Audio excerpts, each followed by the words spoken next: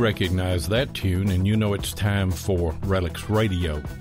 This is a family-friendly show, so the entire family can join us as we talk metal detecting and relic hunting. You can call into the show at 270-495-0315 or join in the chat and post any comments or questions you might have, and we'll get to as many of them as we can. You're listening to Relics Radio of Southern Kentucky and Middle Tennessee.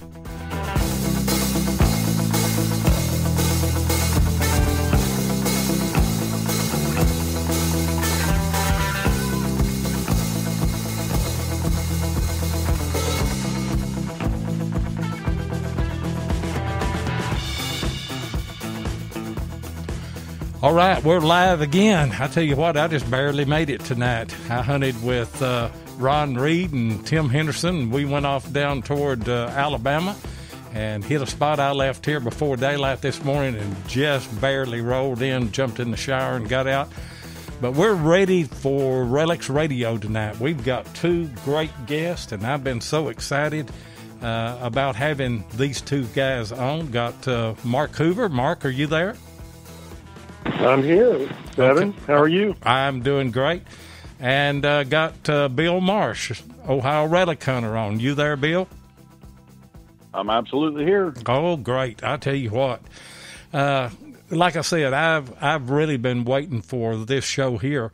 And little disclaimer, Tennessee Jeff is not going to be with us tonight. He's out of town on had another obligation and thought that he might be able to use his cell phone, but the service was in and out there, and so it's impossible. Chat's already filling up, and I'll tell you something, guys. I looked at our demographics and our followers and everything, and you really helped our channel out because we're up in triple digits now on the number of people that are following us. So we owe you a big thank you for that. That's great. Wow. It is, and I know that I saw that y'all had shared things, and like I said, we talked a little bit prior to starting, and I told you guys I was going to have you work double duty. I'll go through just real quick and say something about the people that are in. Bill Hayes is in, and Ron Reed is in. Dennis is in. Let's see, Bob is in. Chris Heimsoff is in. And Paul Forsay is in, and I don't want to mention anybody twice here, but we're filling up pretty good. I tell you, Trenton Yoder is in tonight. We've been missing Trenton. Larry Stevens is in. Deus Digger is in. I think I mentioned everybody. I don't know for sure that I did, but if I didn't, I didn't mean to. And Barb is in. Hey, Barb. You figured the time out.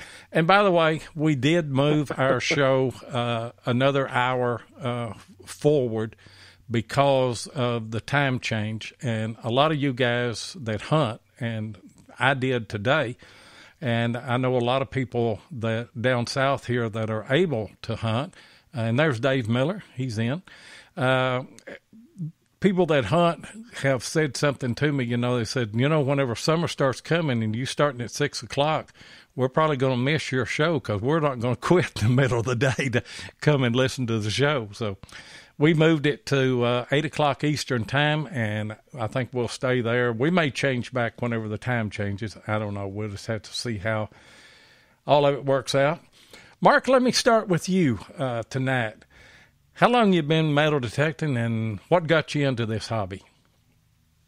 Wow. Well, first of all, Seven, thank you for having me on the show. I really consider it an honor to be on the show with you. I've really enjoyed your show, and you've had some great guests, and I have to compliment you on getting Bill Marsh, because I think this is going to be Bill's first time to be a guest on the show, so I'm absolutely delighted to be on the show with you and also with Bill.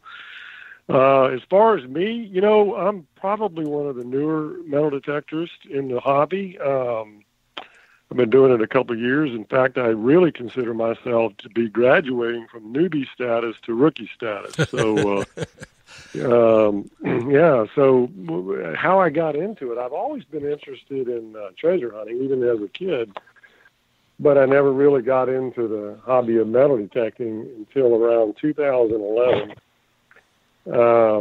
I actually had a friend of mine that bought some property up in your neck of the woods up in Kentucky that backed up to the Daniel Boone National Forest, 300 acres up there, and he invited me to go up and see the property, and I just fell in love with the property. And somewhere in the back of my mind, it occurred to me, you know what, we need to go get some metal detectors and come back to this property and start looking for relics. And I had heard that this property, and I hadn't been able to verify this, was actually part of the original Hatfields and McCoy's property. Anyway, we agreed on a day to come back to Orlando and go to Kellyco and buy some detectors. And believe it or not, I showed up and he didn't. And so I spent about a half a day looking at detectors, and I actually bought an AT Pro. And that was in December of 2011. And I didn't really know at all what I was doing, so I went over to the beach and started looking. And, you know, I found some coins and a few crosses, and I found a woman's cell phone. And I just remember how excited she was when I called her. I actually found out her number on the phone, and I called her and I said, I think I might have found your cell phone. And she almost went through the phone. She was so excited. And I think she had about 500 contacts on the phone. So it wasn't the phone so much that was valuable. It was all the information on the phone. But it gave me my real first taste of finding something with the metal detector and then getting it back to the rightful owner. So I did that for a few months, and then, you know, I set the metal detector down. I got really busy with work, and about 2.5 years ago, my wife said, you know what, you need to get a hobby. You need to get a hobby. And I said, well, I'll tell you what, there's a metal detecting club here in Central Florida. I don't know anything about it, but if you'll go with me to the meeting, I'll go to the meeting. So we started going around the beginning of January 2016, and we have just fell in love with the hobby, with the people in the hobby, with the traveling and the adventures we've been able to go on. So, like I said, I'm relatively new, but I just had a blast doing this. So that's really how I got started. That's a great story, I'll tell you what. And I know that I've talked to you before.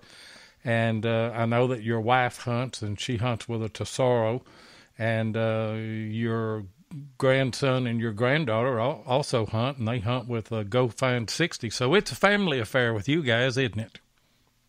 It really is, and I love the fact that my grandkids are interested in it and want to do it, and that we can do it together as an adventure because it allows us to travel, it allows us to do things together, and my hope is that they will continue doing that, and that in the process they will appreciate history.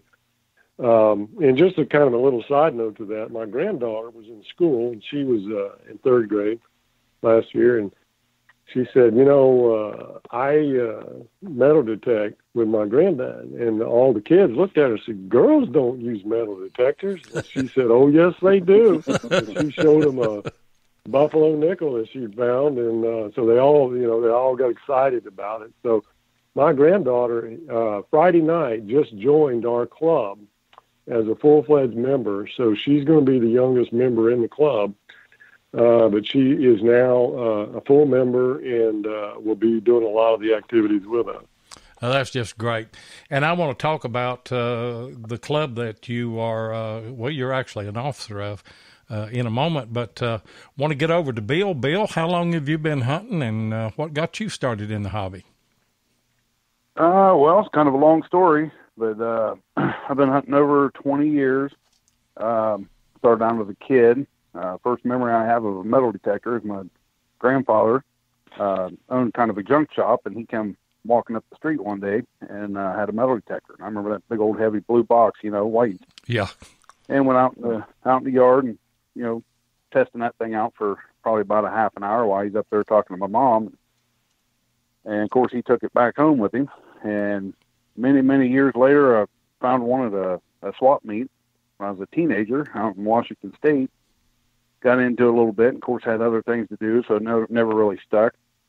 And fast forward to about 1993, I moved back here to Ohio from Seattle, and pretty much been into it ever since then. And really got hardcore into it since about 2003 or so.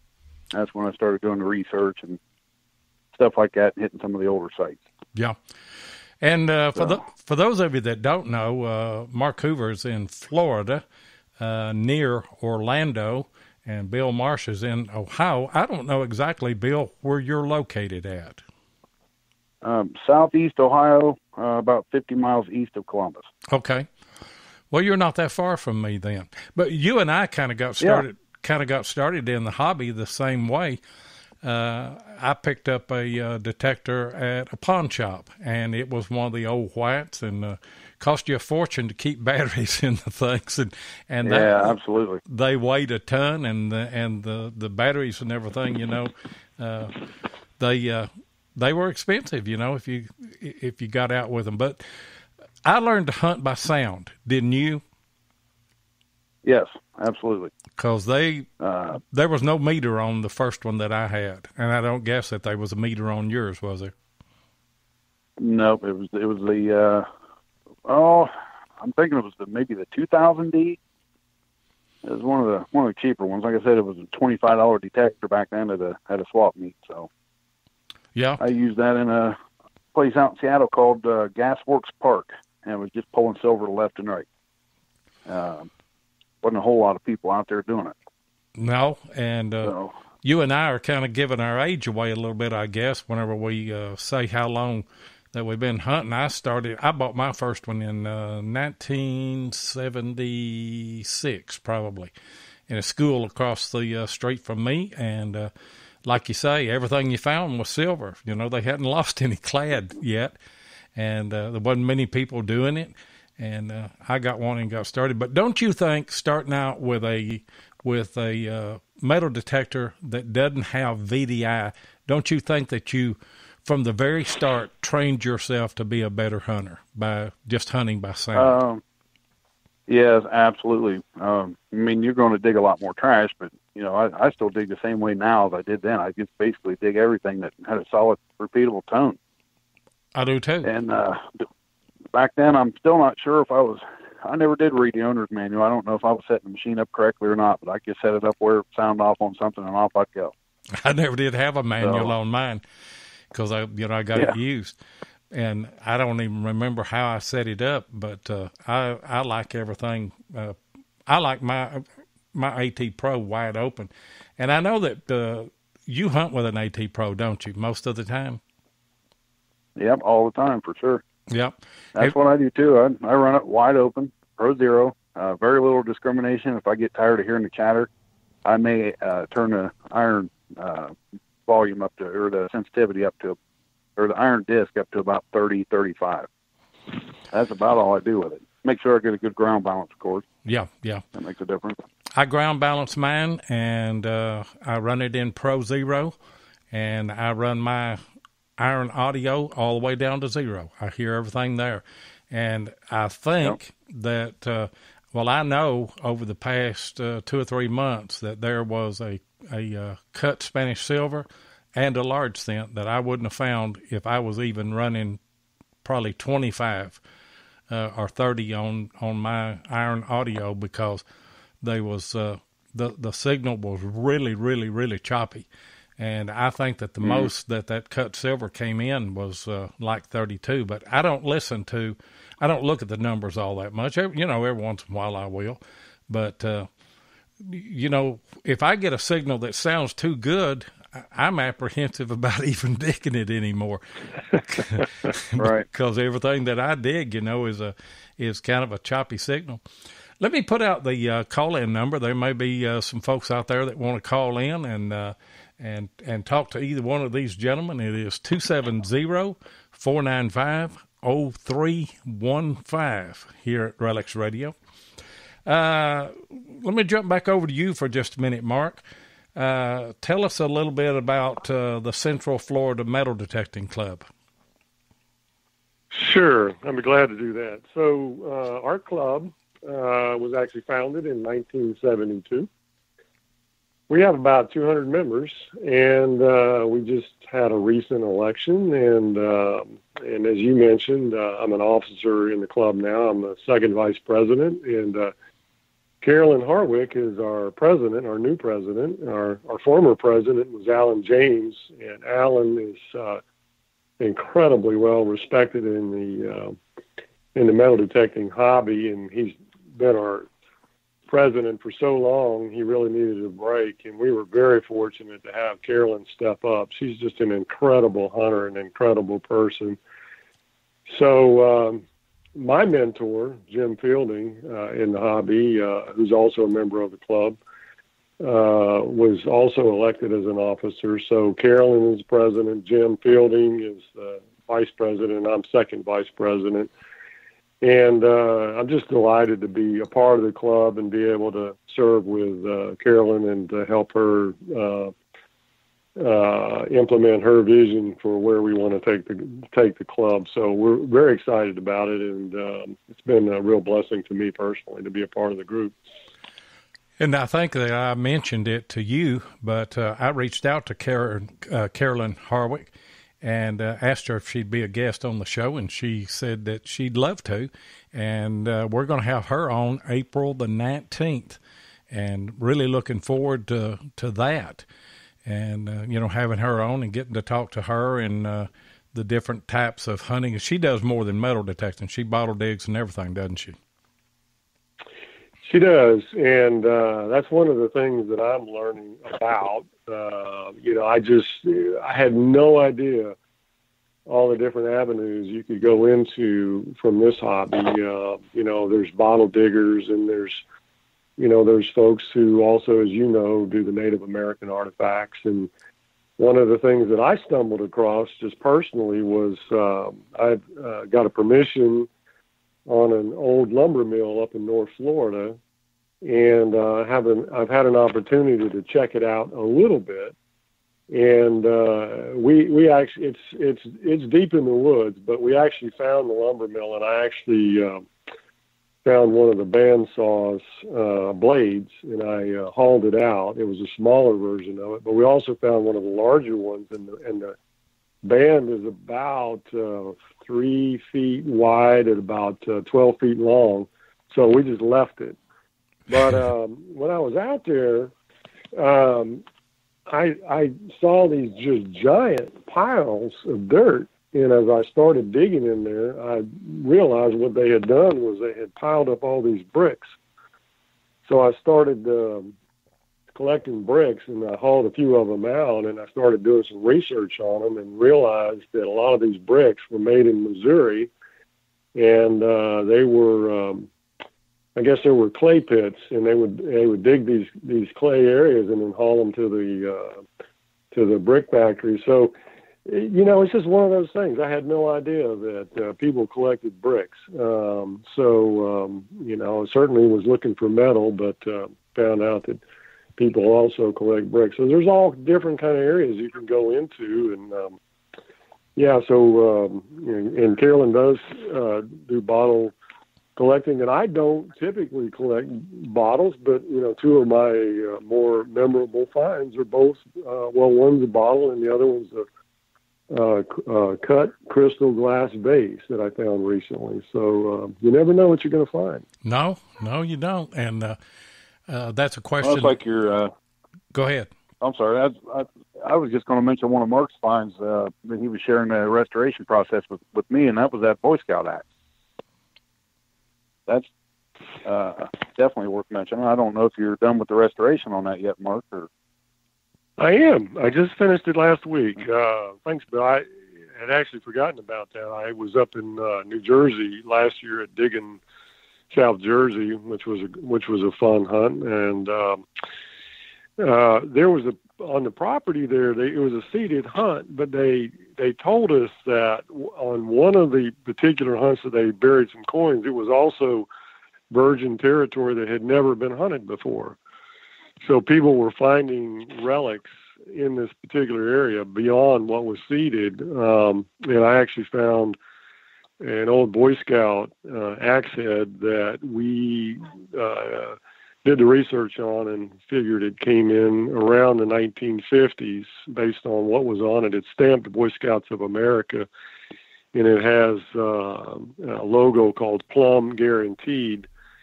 Plum was the manufacturer of all the Boy Scout knives and axes and all of that around that time frame. And so I decided, because I was in scouting and I have a very fond memories of scouting, and we still work with the scouts even with metal detecting today, I decided to restore it, and found a hickory handle for it. It still had the original metal piece that you insert into the wood to expand the wood so it keeps it from falling out. Anyway, I just finished restoring it last week, so I'll be posting that here pretty soon. It sounds great, I tell you. Great find. I'm looking forward to seeing it. Bill, they're ribbing you big time on chat. Of course, I see that you. I know. It's hard for me to multitask. I'm trying to give it back to them best I can. I see that you are. They somebody said that you were on your fourth pair of breeches and shirt and everything else. Yeah. Leave my buddy Bill alone. I'll tell you what, Bill. One thing that I wanted to ask you, because I know that you're big in it, is tell us a little bit about how you go about research and what kind of sites that you're looking for and how you go about finding those sites. Okay, well, it's actually pretty simple. It's I get on historic aerials. Of course, I try to find places I have permission for, and then just kind of research it, back from there, instead of doing the research first and then getting to know it like a door knock or something. I'm not real good at door knocking. I'm not either. But yeah, it's just, I don't know. I just never have been. But anyway, get on historic aerials, and of course, you're just looking for whatever you can find, and maybe do a little bit of research on the history. Go to the auditors. We can go to our local auditor's website, drop a pin right on top of somebody's house, and it pulls up the phone number and address and the whole 9 yards. So it's fairly easy to get in contact with the people. But the best way I found, after you get a permission, or if you have a permission already, is get out there and hit the woods and look for the iron patches, and go out there and look for the signs. This time of year is absolutely perfect around this area because of the herbs and the daffodils and the early plants that pop up this time of year. Right. They're just dead giveaways. And what I'm actually looking for is the sites that aren't on any maps or places that you can't read about. We do have a lot of them around here. We do too. A lot of trading posts. And you just stumble up on those, don't you? I mean, it's just a matter of luck. I mean, you're in the right place, obviously. I tell you one thing that we kind of look for, and I'm sure that you do as well, is a water source. All of those early settlements, all those early pioneers, they had to have a water source, and many times, it will be a spring, won't it? Yep, absolutely. And I'll tell you another good way you can find these sites, which is pretty much common sense, but, like you said, your water sources. If you look at a topographical map, obviously the water sources, whether it be a stream or a stream that's created from the head of a spring, you go one contour line up, maybe two, from that water source, and that's where you start hiking through the woods and looking for your sites. But they didn't want to build, down where it's going to flood yearly. They had to build up a couple of contour lines up. It could be 30 to 60 feet up from the creek or whatever, depending on how it flooded. So they didn't get wiped out, but they had to be close to that water. Right. So, but I've also stumbled across some sites where I don't know if I would have wanted to live there back in the day, because these people had to tote their water quite a ways. Whether they had a well dug that we're not finding or what, but yeah, I'm the same way. There's a few of those around here. I've got one or two that they had to be, and you know, and I know that you know this by looking at the topographical maps and everything. There'll be some streams that are marked on that are just fields now, and maybe from agriculture or whatever, those things have just dried up, and so you know maybe there was a water source that was there. But what kind of stuff do you like to find? I mean, if you could just have your choice, what age period? Oh, if I could, probably late 17s is because we've got a lot of that around here. Our town was founded in 1797, but there were people here prior to that, as you know. I mean, we're all we're part of the French territory back in the 1500s, and even prior to that. So those are the types of sites I'm looking for.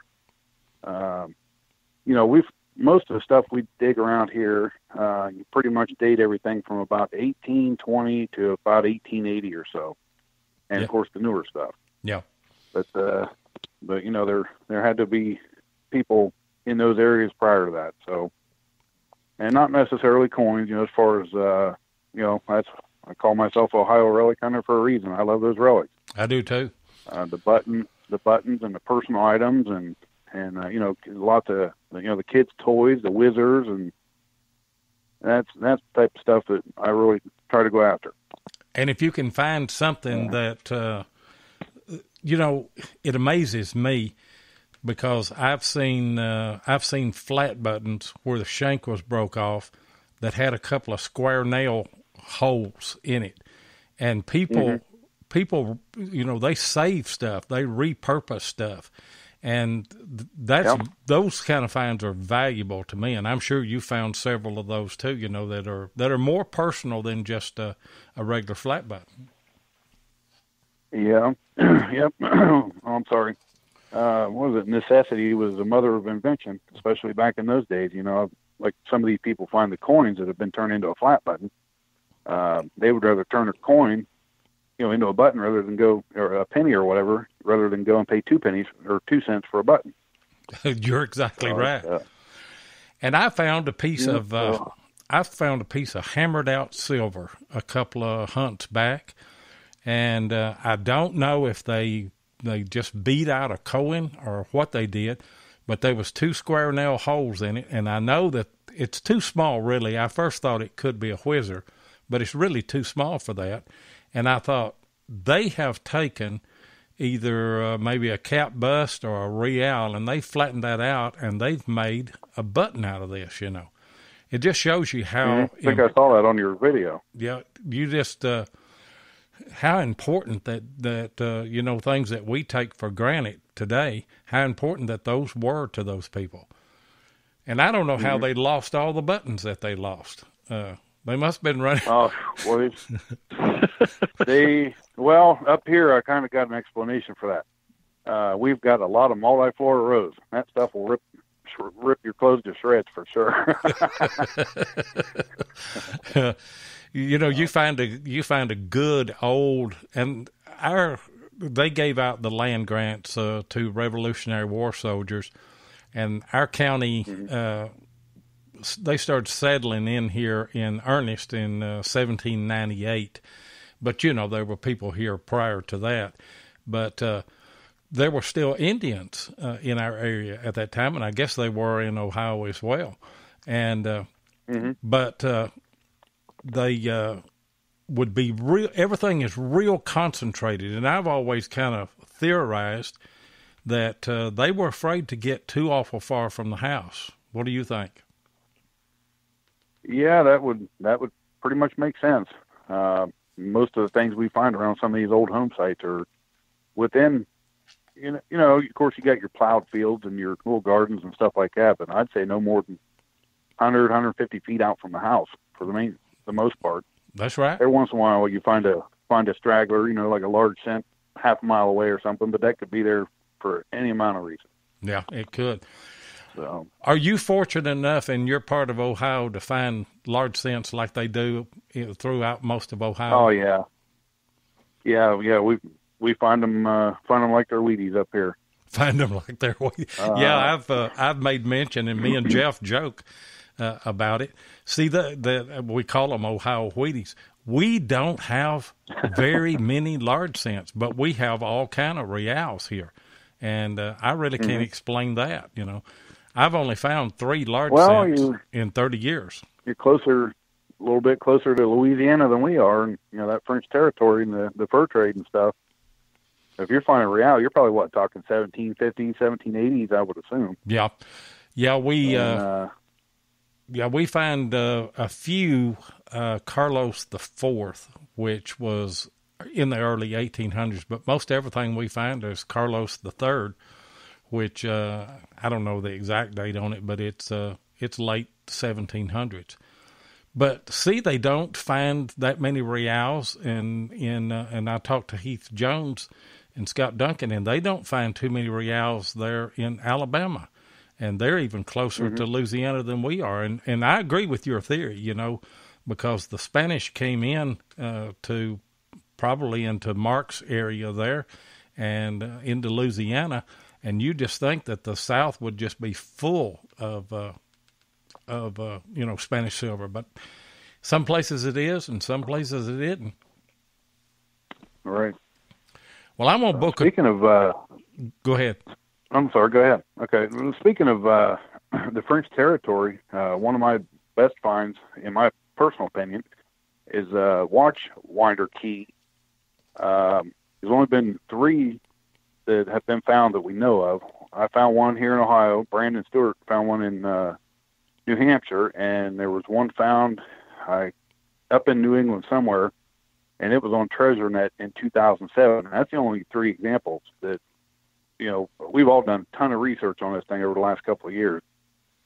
But it's got a dropped anchor on one side and fish scales on the other. And actually, Mark, he's a watch collector, got me in touch with a guy across the pond in the UK, and I started emailing. We were emailing back and forth, and he ID'd that as an English naval officer's. It goes to an English naval officer's watch, and it was circa 1760. Goodness gracious! And so 1760, and where I found this was, I'll just leave it at this. It was in a spot where a lot of Revolutionary War soldiers were coming through to claim their land grants, and they stayed. So it was like an inn, a tavern type of place. And that's where I found it. So either they carried it in there after the fact, or the Indians got them and was wearing it as a necklace, or it's hard to tell what happened. But why would an English piece be in the French territory from 1760? Of course, it could have been carried for 20 years afterwards, but you never know. So it is an amazing piece. And what's even more amazing is the fact that Bill found one there and that Brandon found one up in New Hampshire.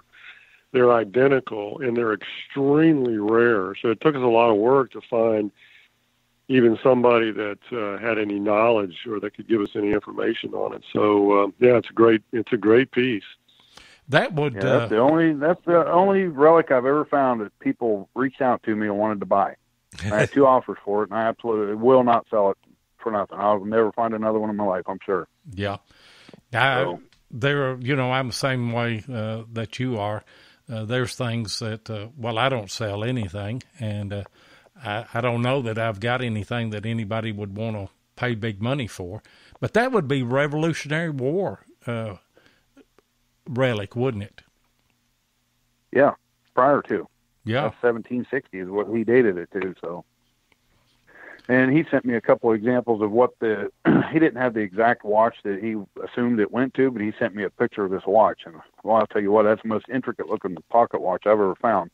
Of course, it was all brass, and had to be made, to, withstand the elements at sea. So it was made really well. I'll have to send you a picture of that, Lloyd. Yeah, you need to send or post it again on your Facebook page, Ohio Relic Hunters Metal Detecting. Because I know everybody would want to see that right there. Is that your favorite find out of everything that you've ever found?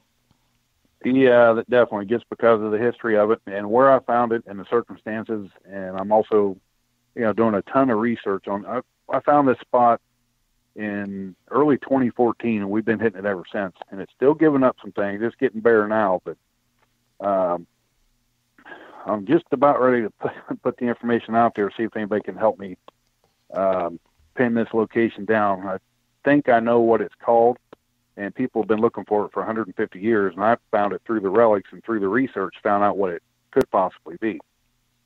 And I just got lucky stumbling in there. The first 2 days, we got over 140 flat buttons. A couple of those were, we found everything from Eagle infantry coat buttons all the way back to stuff from 1724. We've dated some of those buttons back to then. And also a bunch of War of 1812 script I buttons and some artillery buttons and stuff like that from the War of 1812 that's come out of there. And also a couple dandy buttons, which I've never found a dandy button. We're just a little bit too late here for those to be, easy to find. So, but I have been around people that have found them. So, well, we found several dandy buttons here. I don't know how many I've got, but I've got several. And are you saying that they're older than the other flat buttons? Yeah, dandy buttons would date back to 17s. And, of course, the regular flat buttons or the tombacks would be right around the dandy era, too. Yeah. We found... I guess the ones with the extra rich gold and the collar and, that type of wording on the back, those are 1812, 1820 era, maybe even a little bit later than that. Well, from what I've heard, if they've got a back mark on them, they are, like you say, 1812, 1820, or on, probably on into the 1850s or 60s. Hold that thought for just a minute. We need to pay some bills here real quick, and we'll be right back.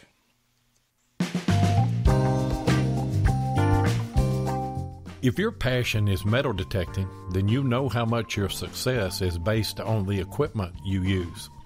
Let my buddy Tim Henderson of Murray Branch Outdoors in Murfreesboro, Tennessee, help you with that. Tim is an authorized dealer of Garrett, XP Deus, Tesoro, and macro detectors and supplies. He also carries a variety of aftermarket coils. Murray Branch Outdoors is not only competitive in their prices, but the service after the sale is second to none. We've all experienced those situations where we purchase a new detector and then we get out in the field and we have questions about settings or operation of that particular detector.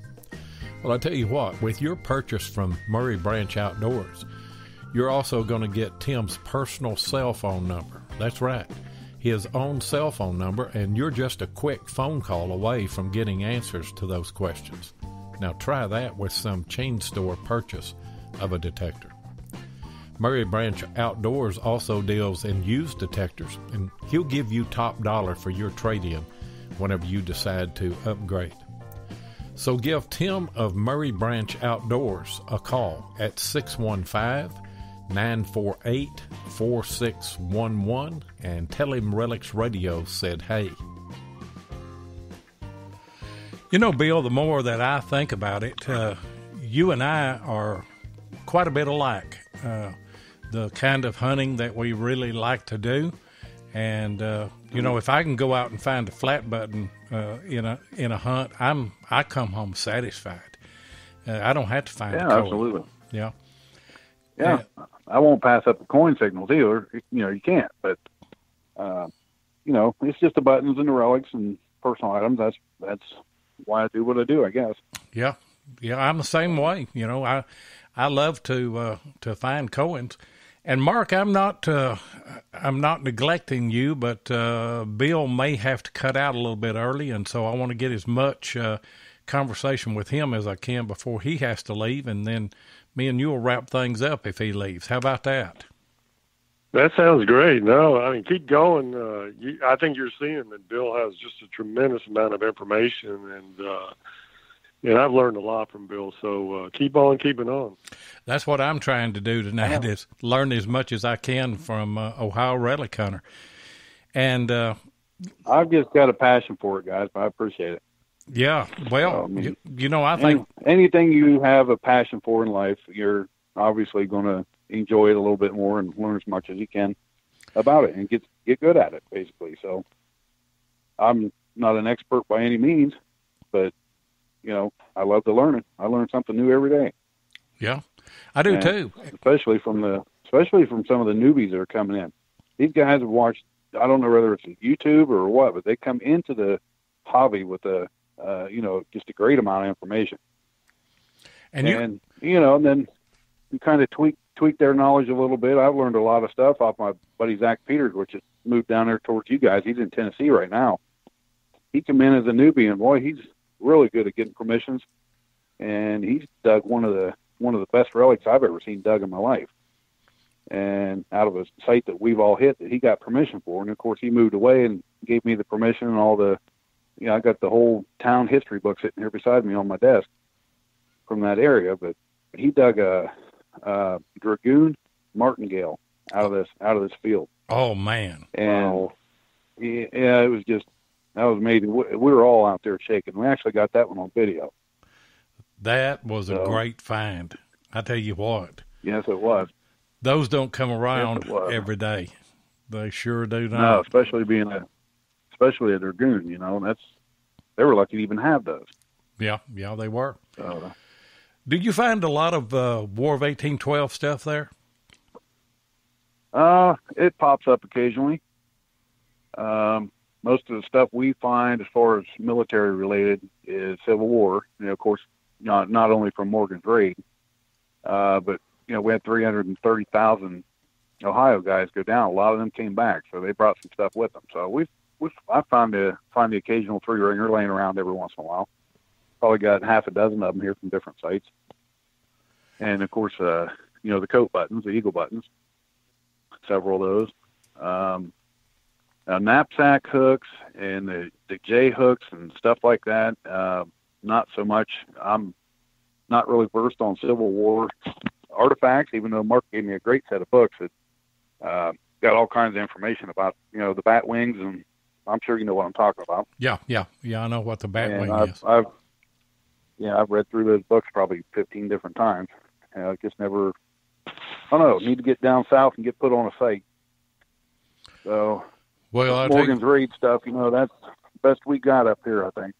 Yeah, we're lucky here in, especially in Middle Tennessee, especially around north of Nashville, and really south of Nashville, down around Murfreesboro, where Ron Reed and Tim Henderson live. And I hunted with those guys today, and we kind of scouted a new spot down there and got into some bullets. And, that's always a treat whenever you get into a bunch of Civil War stuff. And was glad to see that Tim had a good hunt today. We don't find a lot of War of 1812 stuff.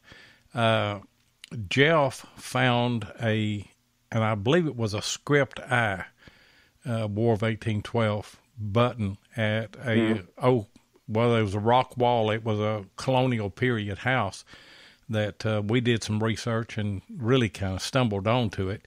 But and he's found 2 or 3. I don't know that I've ever found anything from the War of 1812. So I guess that's on my bucket list. Yeah, most of that war happened up around the lakes. Yeah. Well, I tell you what, you are open to come down here and hunt with us anytime that you can get away. Can't guarantee anything, but you know how relic hunting is, and right. And I'm coming up your way for CWPPO, and you've hunted in some of them, haven't you? I've hunted in all of them. All of them. This last year, it helped. Yeah, I met Sam Waters early 2015. I was kind of doing the same thing as she was with the CWPPO on a site in Old Washington, Ohio, where Morgan's raid had a little skirmish up there. I can't really say battle, but they were in there for 3 hours, lobbing back and forth. Found some amazing stuff up there, and then of course, Sam put on a dig in Zor, Ohio, at I think it was an old historic inn, and kind of got talking to her through Facebook and stuff, through some other friends, and we ended up meeting up there in 2015, and just kind of took off there. And she started hunting and was getting her paperwork gathered up and her maps, and for site identification and finds and stuff like that. So that was kind of a precursor to her starting the CWPPO, which was kind of great. Yeah, and it worked out really well. We had her on as a guest a few weeks back. back. Yeah, I was definitely listening. Was she? She's got a passion for it, doesn't she? Oh, she sure does. Yeah, I mean, you can tell. And you probably know firsthand how much work goes into one of those hunts. Oh, yeah. She puts in months and months and hours of work just getting everything organized. I don't know how she does it, because she's got to talk to the historical people. She got to organize, of course, meetings, and she lives up in Northeast Ohio. Most of this stuff is 3-4 hours away from her, and multiple trips to talk to the people and put on presentations. And she is a great organizer. That's for sure. That's what my problem is. I can't organize well enough to keep my shoes on the right feet. but you got all your shirts and pants right there with you, don't you? You're organized on that. Well, yeah, I'll be doing some laundry tomorrow, that's for sure. and Sam does a really good job of building a relationship with the landowners, and by the time, right. And I've been to the last two, and thanks to Bill, and by the time we get there, the landowners are just incredibly gracious to us, and we really enjoy not only the digging part of it, but just spending time with the landowners and getting to talk to them about their history on the land and their families and their experiences. So that's a big part of the enjoyment of going up there and doing it. Hey, you're exactly right. And so far, all three CWPPOs, the landowners are just a knowledge of wealth. They know what's on their property and they're proud of it. So that's a good thing. And it makes things a lot easier. Yeah. And I like the way that hunt is set up. First of all, it is very inexpensive to entry fee to get into that. But also I'm a big proponent of, whenever you find that stuff, donating it back to the landowners where they can keep it with the property there, where they can display it and everything, and that right. builds a good relationship. But you don't have to talk to Sam Waters very long until you just fall in love with her. I mean, you wouldn't have to talk to her 10 minutes, and you'd say just go hunt anywhere on my land that you want to, because she's just a very personable person. Yep, definitely. And another thing, you mentioned the fee for the CWPPO. It's not actually a paid hunt. That $40 is a entry fee, and that gets you a shirt, a hat, a bunch of stickers, your packet that she puts together, and all this stuff. So if you really look at it, it's basically free, and you're coming home with a bunch of souvenirs. Yeah, and that's a real deal. And I didn't know anything about that until earlier in the year, and I don't remember now who I heard mention it or seen it on Facebook or what have you. And then I reached out to somebody, and I don't know who put me onto it. It may have been Mark, or it may have been you. I don't know. Hey, Woody Jones has a question in the chat. Okay. He says, when is the hunt, Lloyd? And I'm assuming he's saying, when can we sign up? Woody, the hunt is normally in October. And if you go to cwppo.org, follow that fairly close, at least check it a couple times a week. Sam will put out an announcement when the sign-up sheets or sign-up is. So as far as I know, pretty much know where the site's going to be this year, but I don't want to mention anything yet. So Mark just put up the link there for cwppo.org. Yeah, yeah. And Sam also has a CWPPO Facebook page, and that's where if you've got a question, you can ask Sam, and she'll usually get back with you right away. She does. In fact, we mentioned it on the show. We were talking about it and mentioned it, and she sent me a message. Thank you for mentioning, CWPPO.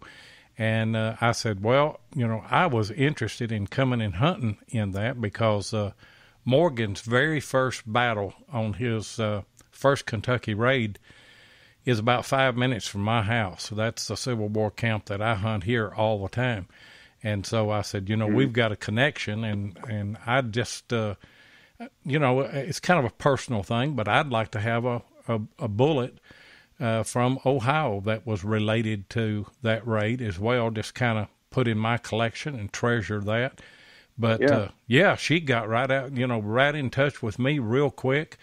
And so if you're interested in that, like Bill said, just go to the Facebook page and watch that, because, there's nothing definite yet. And so, you just have to kind of watch that. One other thing, Bill, I know that you dealt with Lyme disease. Is that correct? Yeah, I'm still dealing with it, to be honest with you. Are you? Yep. What repercussions do you have from that, if you don't mind me asking? Well, Lyme, first of all, if someone gets bit by a tick and they get Lyme disease, it's not the end of the world. If you catch it early within the first, year or so, it's a heck of a lot easier to treat. Mine went undiagnosed for, we're guessing, anywhere between 8 and 12 years.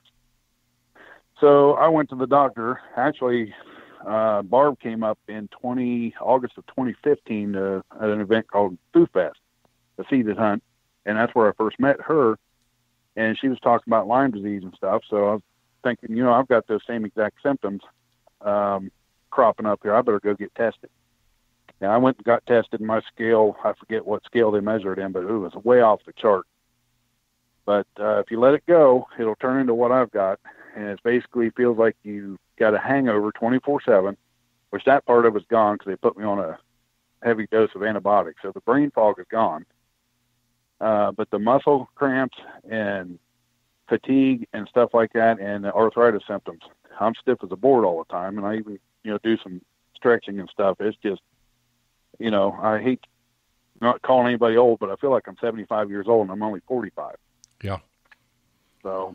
And I know that Barb has dealt with that too, hadn't she? Yeah, she has. She was actually, I think she was taking her medication when I first met her. Yeah. And for those, she's calling us both Limers in the chat right now. Yeah, so. I've seen that. And for those of you that don't know, let me put this in, Mark, and then I'll let you come back in. For those of you that may not know, Barb she was a guest on Beyond Sight and Sound with Josh Kimmel, and did kind of a medical show, and did a great job on that. And she talks about Lyme disease and things about ticks there. It's worth listening to, I tell you. Go ahead, Mark. Yeah, no, I was just going to reiterate some of what Barb has said in the past about it, and Bill and I have talked about it often. It's one of those things where not everybody completely understands Lyme disease, even the medical profession. So if you, in what we do in the hobby, when we're out in the woods a lot and getting bit by ticks, it's really incumbent upon us to insist that our doctor actually tests for Lyme disease, because if you don't, they won't, and very often. Yep, that's absolutely. They may miss it. Go ahead, Bill. I was just going to say that you're absolutely right, because I had to tell my doctor probably 3 times in 5 minutes, order the test. Because you can't just go up and get the test done. It has to be ordered by the doctor. And it's only $35 copay, but still. It's just, she insisted, she was going by the CDC guidelines, and she said it's absolutely a rarity in Muskingum County to get Lyme disease. And since I came back positive, several other people that were complaining about my symptoms, of course, she's got multiple patients. Within 2 weeks, there were 8 more people in my town diagnosed with Lyme disease. So it's a little bit more rampant than what the CDC guidelines or whatever shows, because not all cases are reported because it's not so well understood yet.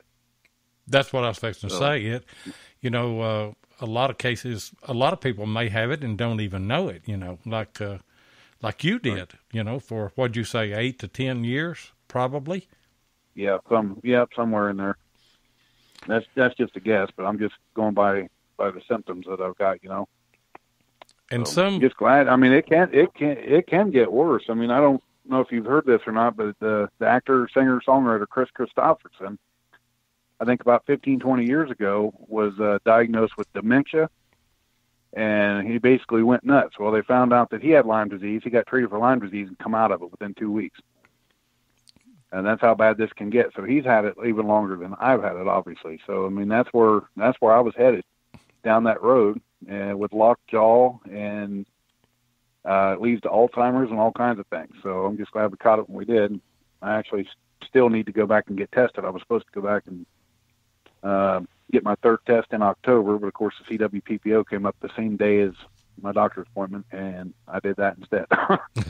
So, well, you probably need to get on back there and get all that checked out. Let me ask you another question, because we all have these things that we probably should have found metal detecting, and we haven't. We call it a bucket list. I don't know if it's really a bucket list or not, but what is on your list that you think that you should have found and you haven't yet? I've actually, was that question directed towards me? Yeah. A GW button is number one, has always been number one on my bucket list, and also a 20-cent piece as far as coin related. I've found a lot of stuff on my bucket list over the years, and knocking them off slowly but surely, but those are probably the top two. Well, mine for a long time was a large cent, and then I found one, and it just kind of opened up the door. I found two more fairly quickly. But our last, we've got 3 videos in a row that me and Jeff both find bucket list things. There's something that we had never found. And then whenever I do the video from today, Tim Henderson found something that he found a bucket list item that he had never found, and he really outdid himself, because he found... I guess he found 5 more. He sent me a message that I had to leave because I was probably 3 hours away to get back home to do the show. And they texted me and said that both of them had found another, and what it was a Williams cleaner. And we don't find a whole lot of those here. But found a little pocket of those at the site that we were hunting down on the Alabama-Tennessee line. And... So, you could realistically find a GW button, couldn't you, in your area? I believe so, because I've kind of been following some of the building patterns of some of the, how they built the cellar holes and stuff in the Northeast. And a lot of those people early settlers in our area brought that knowledge with them. And those are also some of the, some of the sites that I'm looking for. Some of the signs. Now, we don't have the rock walls because we don't have the fields littered with the stones like that as much here. But as far as the cellar holes, the actual hole is concerned, and some of the wells that they built back in the day, that's pretty similar to up in the Northeast. So I would say, with our colonial history here, it's a good possibility we could find one. Yeah. So.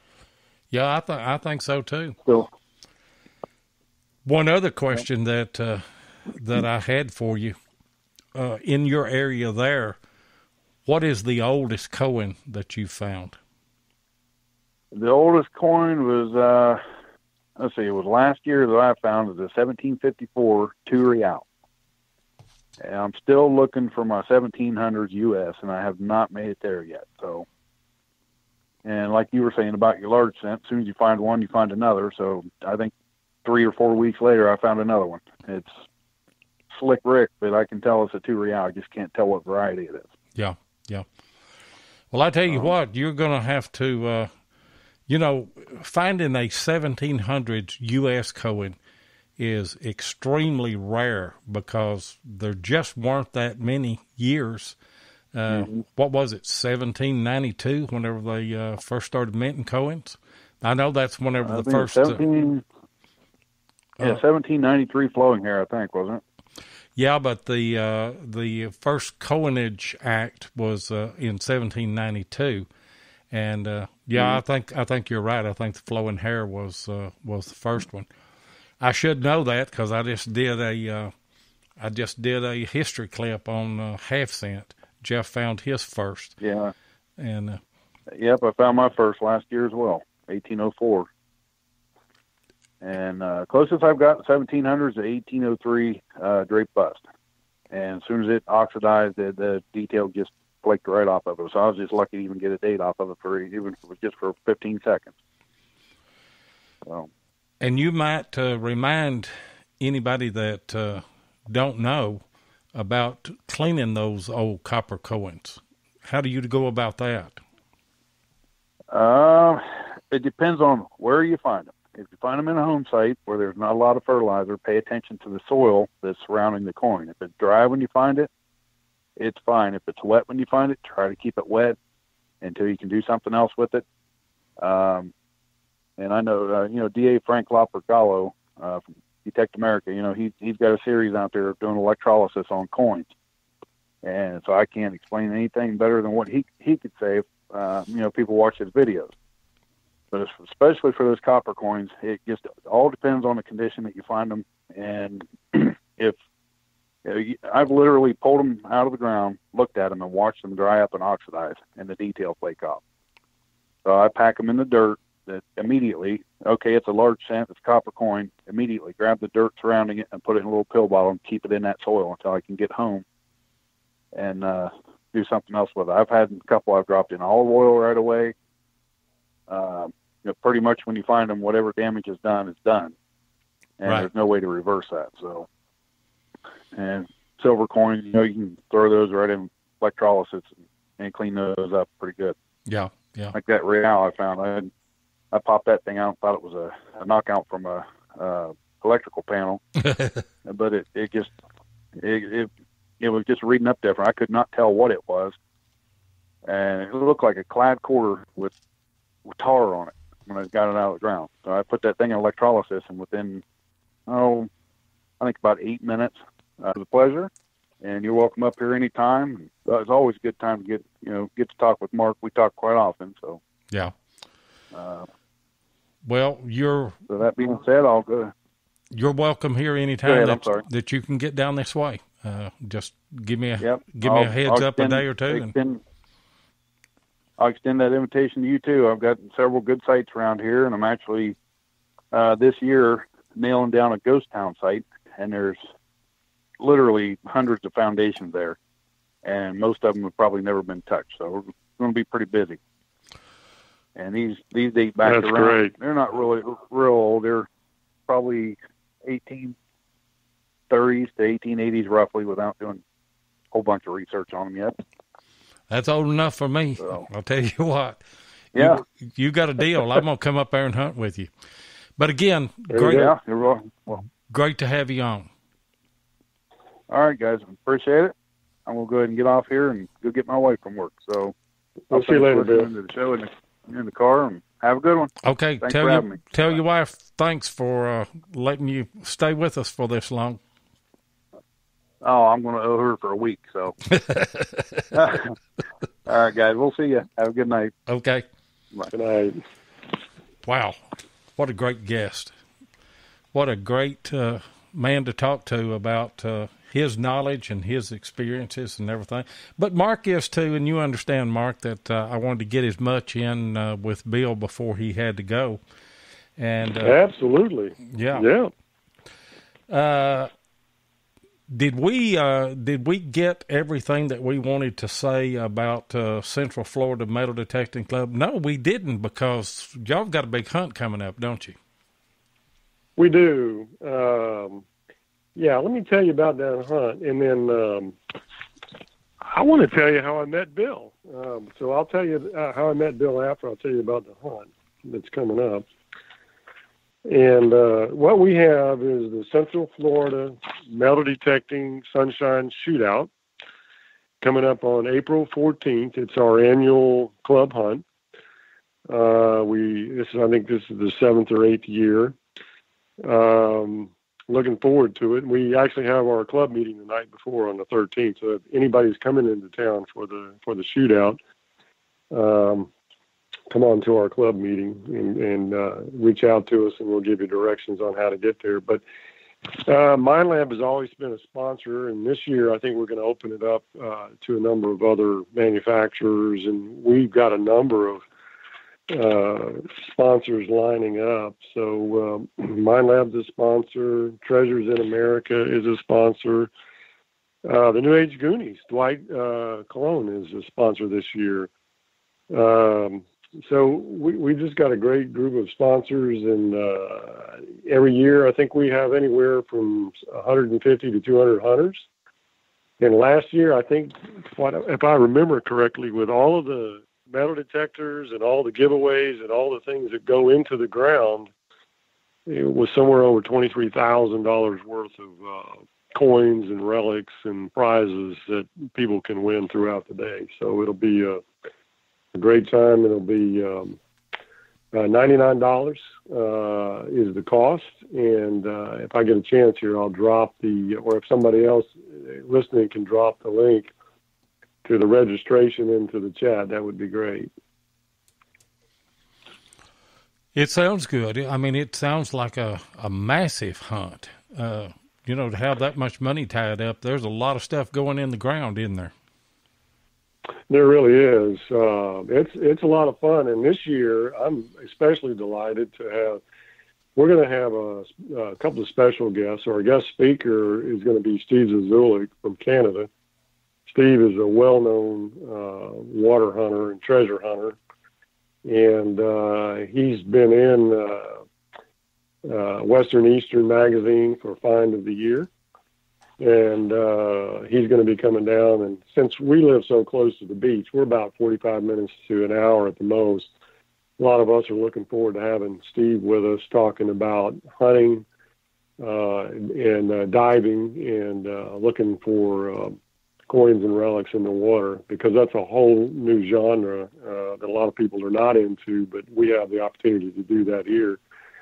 So Steve will be there, and Carl Fismer will be there all day with us at the hunt. And of course, Carl was one of the treasure hunters for the Senora Nuestra de Atocha, Mel Fisher's find down off of South Florida.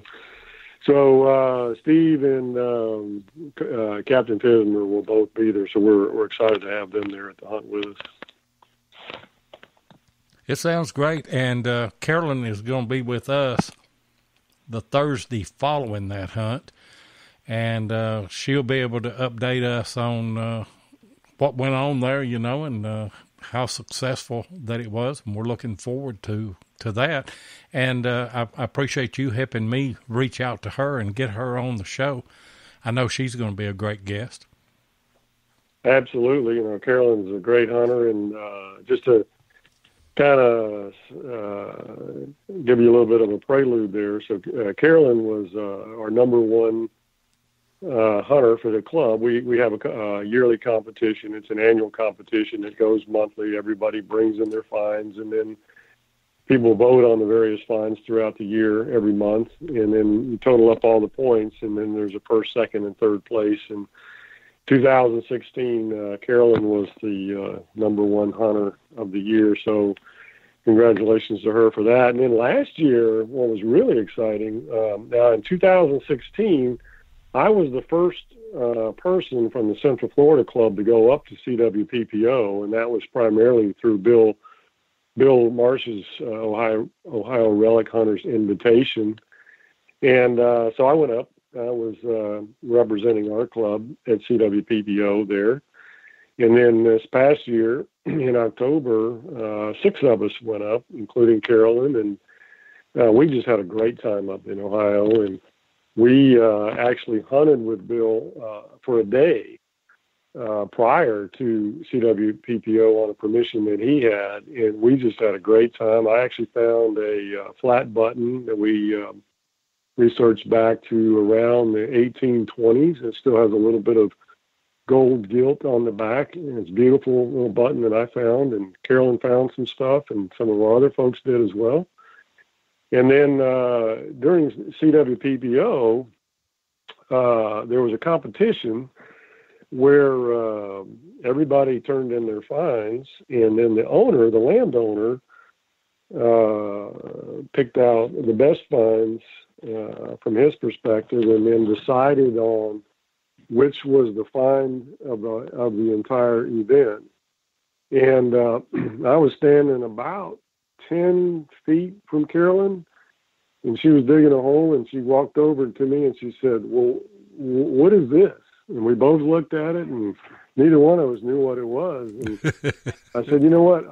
I don't know what it is, but I know who does know. It's, go talk to Denny Morrison, ring finder." And I don't know if you've talked to Denny before, but Denny's up in Ohio and really wealth of knowledge.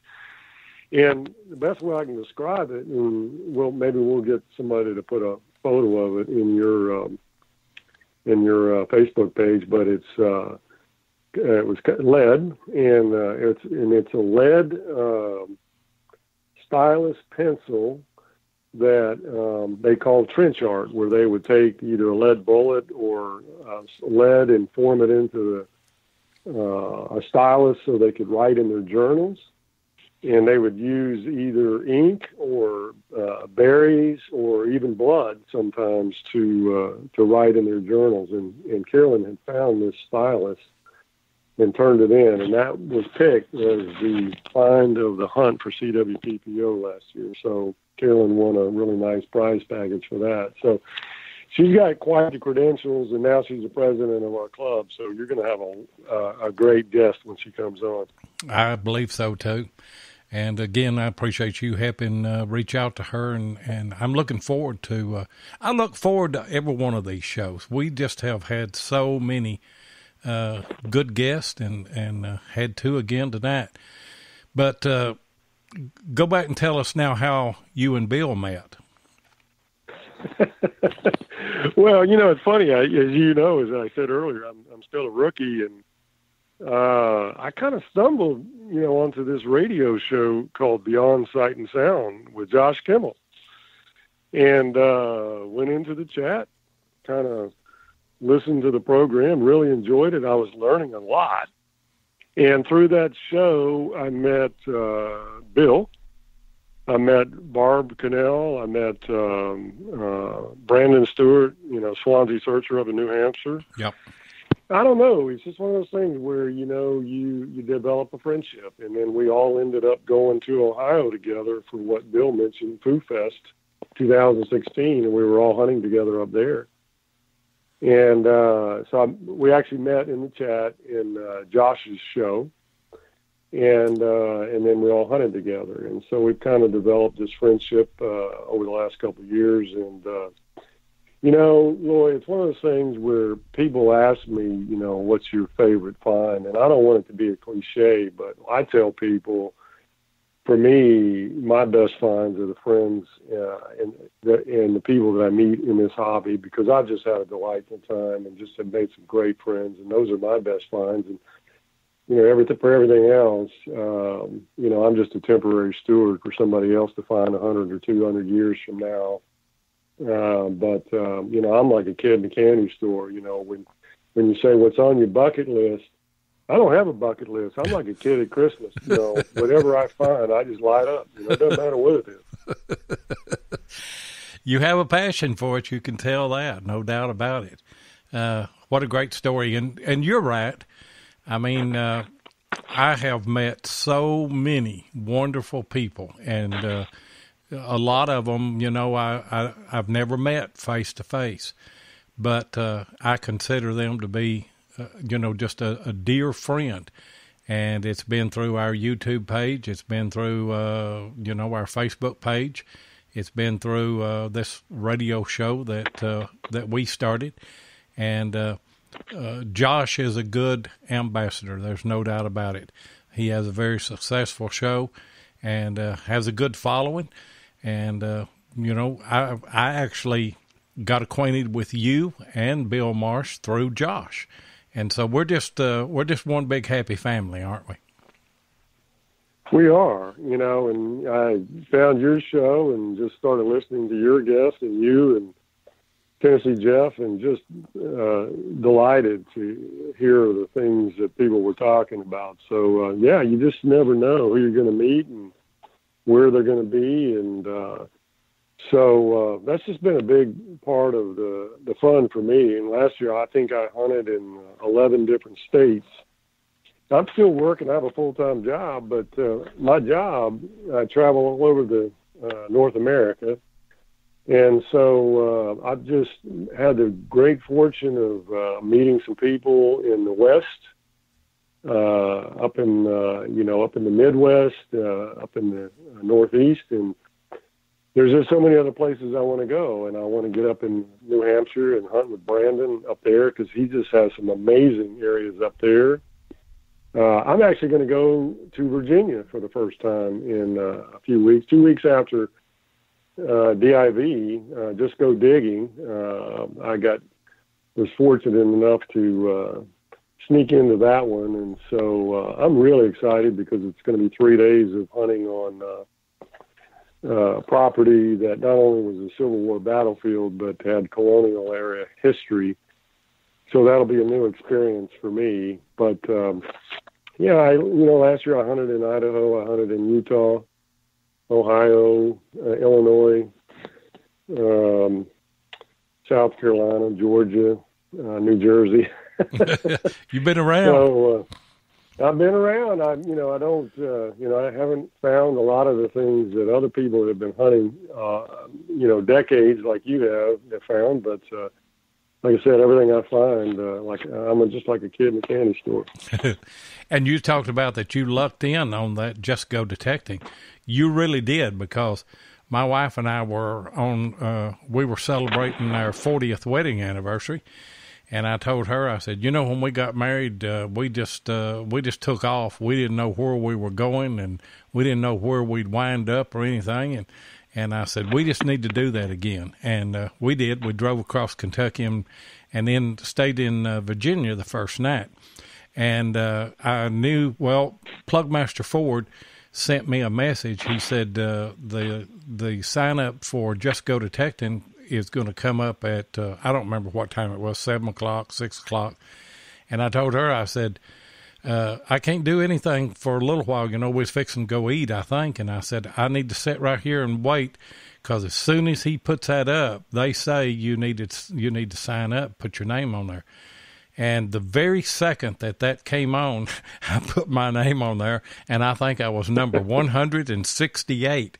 And I said something about it on the forum. I said, wow.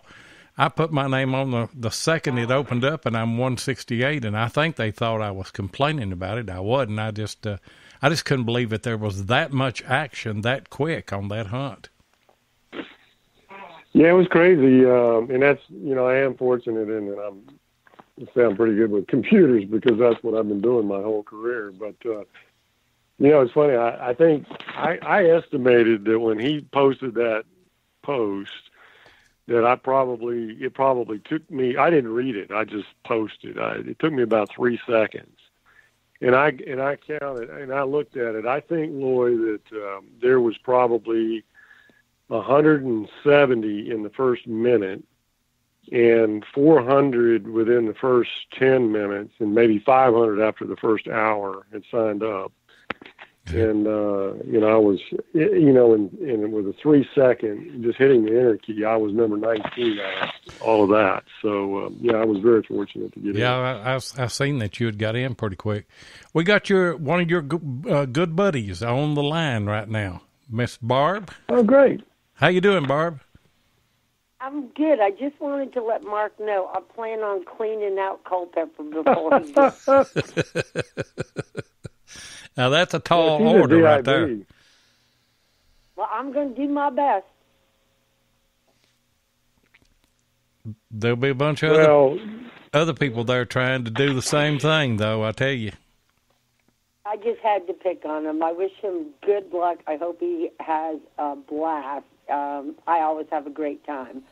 The metal detecting community we were talking about in the chat, it is they're the best people for the most part. We have our bad eggs, but for the most part, people in this hobby are fabulous and will help anybody out. You're exactly right on that. And that's what Mark was talking about. You think she's going to leave you anything, Mark? Well, I hope so. It's funny. Barb is a big part of my inspiration for even doing this, because has talked about DIB, multiple times. And, and it's funny because the last time she went to DIB, and I don't know if you remember this, Barb, but I just had this feeling. I just said, because Barb had, it's one of those things where I always believe that if you help other people, it's going to come back to you. And Barb had done a great job of organizing the page for raising some funds for Josh, with some of the medical issues that he had. And Barb was a big part of putting all that together. And I told Barb, I said, when you go to DIV this year, you're going to do really well. And I just believed it in my heart. And I think she did really well. And from that, I've been very inspired to try to get up there and do that myself sometime. So this is my first opportunity. But, yeah, I know that she's done really well up there. And she'll do well this year, too. Sure will. I look at it, if you come home with one thing you didn't have before, it was a great trip. Well, that's a good attitude to have. And, I was telling the guys that I hunted with today, I said, I get up every day that I'm going to go hunting, and what I say is I want to find one good relic. And, you can generally do that. There's times that you don't. But, I want to find one button, or I want to find one bullet. And then if I find anything else, it's a bonus. But it's just the friendship that you have and the camaraderie that you have with other hunters and the wealth of information. If you keep your mouth shut and listen a little bit, you learn a lot from people that, it's like Bill Marsh said, it doesn't have to be somebody that's hunted for 20 or 30 years. It can be somebody brand new in the hobby, and they can teach you something. And I'm going to tell you, absolutely. Mark, don't nothing away. You carry it all out, because I know people that have found flat buttons, bullets in the garbage bins that new people had no clue what they were throwing in there. And I'm going to tell you, I'm not honest. I have found so many things I didn't know what they were. And, I can remember finding the Enfield oil can, little teeny oil can. I'm like, okay, it's green. It's old. It's something. And I took my gear off and just walked to the closest, I looked at everybody. I went, he's got a big coil, big machine. He's my go-to guy. And I walked to him, and I had it in my hand. He goes, what you got? And I opened my hand, and I said, don't know. And he knew right off the bat because he had found one. He's like, that's an excellent find. Everyone's so great. Yeah. We got somebody else that is called in, 8142. Who we got? Hey, guys, you've got Brandon up here in New Hampshire. This is the first time I've listened to your show. I'm sorry I missed my buddy Bill, but you've got two of my other best friends in this hobby on the line right now, Mr. Marc Hoover and Miss Barbara. These are two of the most passionate people that you'll ever meet metal detecting. For people that have been doing this for less than 10 years, I know Barbara's been doing it for probably, 6 or 7, and you're Mark for about 2 to 3 now. The passion that these people have is just unbelievable, and the amount of time they put into learning and reaching out to the public and doing things for other people. You could not have two better people on the line. Bill, that was on earlier too. Bill's a really good friend of mine too. And like Mark was saying earlier today, these were connections made on Josh's radio show, on Facebook. We all met up in Ohio last year, had a great dig.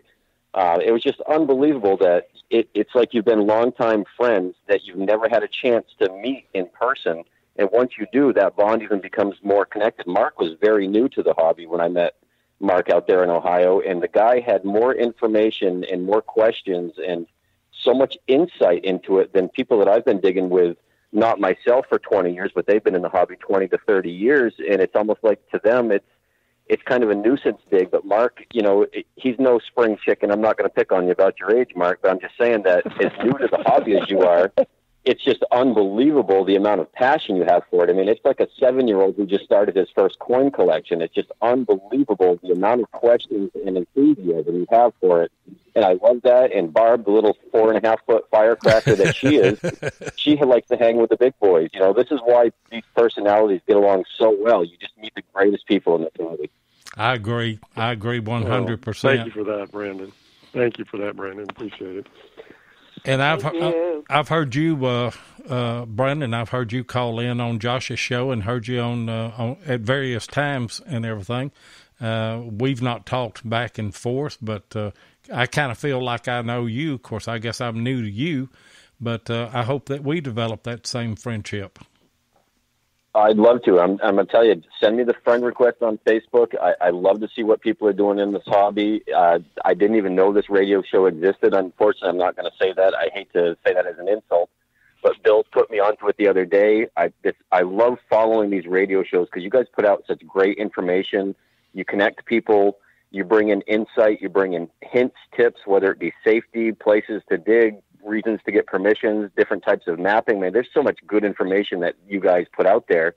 It's just great that it's put out there. I mean, Woody was just saying that it seems like a taboo thing for people to dig together in this hobby, and that it seems like it's almost a non-existent thing where some people live. But up where I live, we have a lot of guys that like to dig together here in New Hampshire, and I'd like to dig with these people all over the country. It's a different walk of life. Barbara, she's a transplant from Massachusetts down to the Carolinas. Mark's down in Florida. Bill's out in Ohio.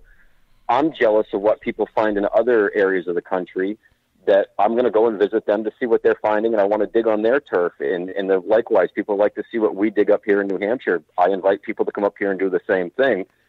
These radio shows, even better than Facebook, put these connections together and create events like what they're doing in Central Florida. It's just a reason to get out and do something different. Up here during our winter months, we're kind of at a standstill, so we do what's called a penguin dig every year in February.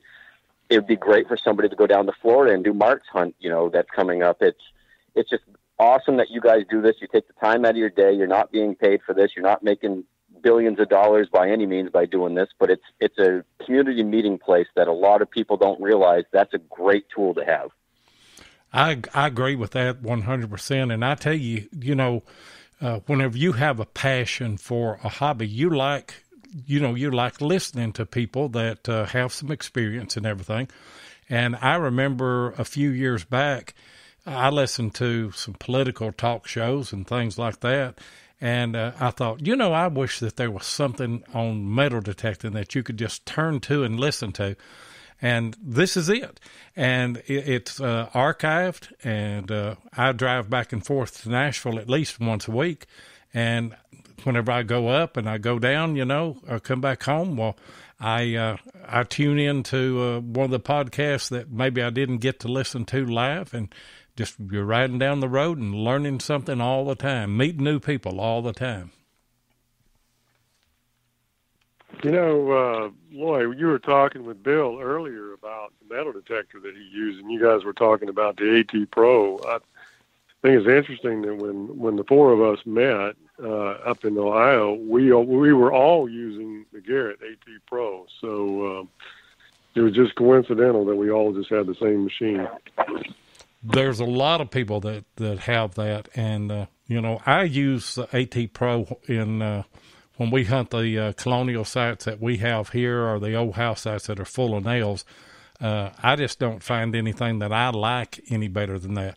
But I will tell you that I hunted today and got to use a Equinox for a while, and Tim he used one today. And I told him, I said, when you get some bullet signals on that Nox, I want to bring my AT Pro over and see what it sounds like. And I want to listen to it on the Nox. And so we hunted some, but we did a lot of comparison stuff as well. And I took my GPX and hunted with it some. But anyway, he would find a signal, and I'd go over there with my Pro, And I'll just tell you something other. They were banging signals on that Knox that were really, really iffy. And I don't know that one or two of those that I would have dug with my AT Pro. And I know that Mark, you're waiting on your Knox to come, and I think Barb is kind of waiting to pull the trigger, aren't you, Barb? Well, I just have a problem of giving money when I can't get it instant gratification. So I'm like, okay, when one's available, let me know and I'll send you the money. Yeah. And, from what I understand, there's just a big waiting list on that. Everybody wants a 800. I know of a 600 or two that are available right now. If one, in fact, Tim Henderson has got a 600 that he would sell, and it's the one that we hunted with today. And it's a new machine. It's I guess you'd call it a demo.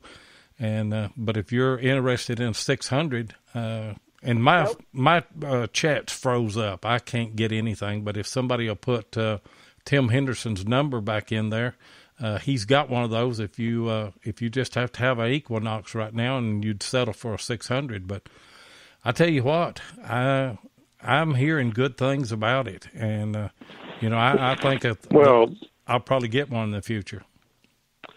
I think a lot of people don't know this. I was actually one of the first people to use an Equinox in the United States. Right after Detectable, they shipped the prototype unit back to the States, and Debbie Smokowski shipped it or brought it with her to Calico down here in Orlando. I just happened to be there buying something when she showed up, and she was very gracious and spent about 2 hours with me, showing me the machine, letting me try it out in the test garden, and I was blown away, Lloyd. I just couldn't believe what I was seeing because, I'm not, again, I haven't used a lot of them, but I've used a few of them. And the thing that impressed me the most, well, there was two or three things. One was how incredibly fast the processor is. It's just an amazingly fast machine. And she masked out a large iron bolt and had coins on both sides of it. And it picked up every single coin, no matter how fast she went, and it completely masked out the iron bolt. So it was silent. So that was the first thing that got my attention. And then the second thing is we did a test with a nickel, and it picked up the nickel easily at 12 inches on the VDI, and then started losing VDI. But when you had the threshold, it had a threshold break all the way at 24 inches. You could hear the threshold break. And, with that kind of depth, I couldn't believe it. So, yeah, it was very impressive. I was impressed today with it, and I've talked to several people, and I'm watching the videos and everything. And Swansea backed out on us. I was going to tell him, thank you for the call. Appreciate it, brother. Coming and listening to the show. Hope we get you back on it. And we've got another caller coming in, 4950. Let them get on here. Who are you? Ring finder, Dennis Morrison. Hey, what's going on? There he is. Is Mark and Bill there? Bill is already gone. Mark is here, and we got Barb on the line. But I don't know what she said about you. Hi, Barbara. Hi, I said, Lord help us. Thanks a lot, Barbara. Yeah, I was hoping you don't have a chat channel on your speaker, huh? Yeah, we do. Yeah. Oh, I'm not seeing that part. I just brought it up from Mark's webpage, and I must have missed that someplace. I tell you what you have to do. You will probably have to go to episodes on Spreaker on our channel, click episodes, and then click this episode, and then the chat will come up. Oh, okay. That's not a problem. I didn't see it. I just wondered. So. Yeah. Hey, Mark, have you used Equinox? I have, Danny. I was just telling everybody that I used the first one that came over right when they brought it back from Detectable. I had the chance to use it for about 2 hours. When was that? And Oh, I don't know. When was detectable? Last year, September, October time frame? Because I held one at DIV digging in Virginia last fall. He did it before. Yeah, I think it was around the same time frame. Oh, Barbara was there. Did you see it, Barbara? I got to hold it. Yep, I did too, and it's really nice. It feels nice, but we'll have to see. I'm a big fan of my Deus, so we'll have to see. How did that do in that Culpeper soil? Well, it was not Culpeper soil, and people are, we were in pretty mild soil there. I thought, didn't you, Barbara?